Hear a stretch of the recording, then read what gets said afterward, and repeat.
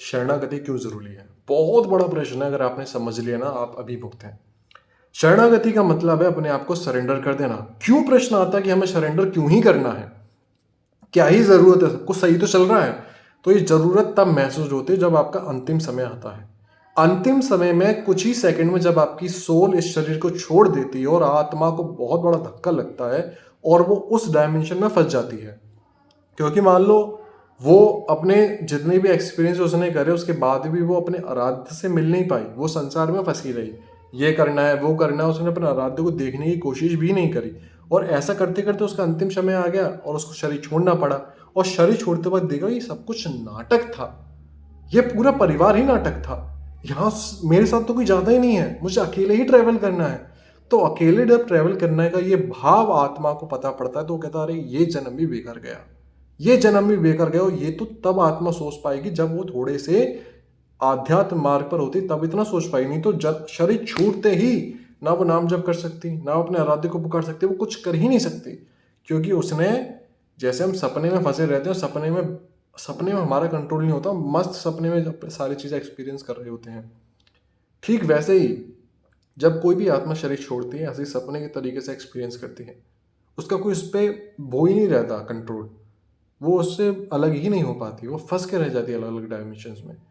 इसलिए जब कोई भी साधक साधना के बल में कहता है कि मैं साधना कर रहा हूँ, अपने अहंकार को पुष्ट करता रहता है और कहता है कि मुझे साधना है, मैंने साधना कर ली, अपने बल पर मैंने नाम जप किया, मैंने ये सब साधना करे, मैंने अनुष्ठान करे, अपने ईष्ट से पहले अपने अहंकार को रखने लग जाता है। ईष्ट को नहीं रख रहा, अहंकार को रख रहा है कि मैंने साधना करी, मेरे को ये एक्सपीरियंस हुए, मैंने ये करा। और वो अपनी चर्चा कर रहा है, समझो, अपने आराध्य की चर्चा नहीं कर रहा, अपनी चर्चा कर रहा है। तो वो सिद्धियां प्राप्त करके इंसानों से ऊपर की जो योनियां हैं वहां पर एक ऐसे डायमेंशन में बैठ जाते हैं, वहां से लोग कल्याण कर रहे हैं, लोगों को संपत्तियां दे रहे हैं, यहाँ पर सब कुछ चीज़ें कर रहे हैं, पर मुक्त नहीं हो रहे हैं, वो भी मुक्त नहीं हो रहे हैं। इसलिए इंसान के शरीर में बहुत बहुत डायमेंशन से जन्म लेने आते हैं।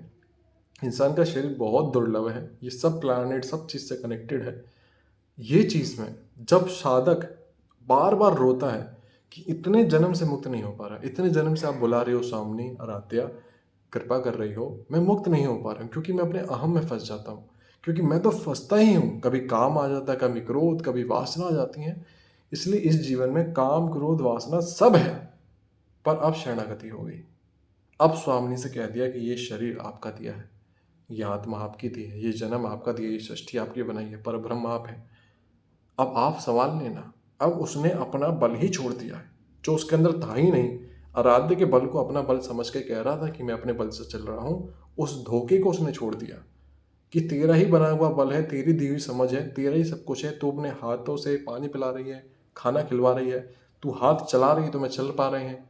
अगर मैं चाहूँ एक सांस एक्स्ट्रा लेना तो मैं नहीं ले सकता, शरीर छोड़ना पड़ता है मुझे। अब मैं दोनों हाथ ऊपर छोड़ दिए कि मैं फ्री हूँ। अब वो अपने आप को संभालने की कोशिश नहीं करता, वो साधक उसको छोड़ देता है। अब स्वयं स्वामिनी आराध्या परम परम ब्रह्म ही उसको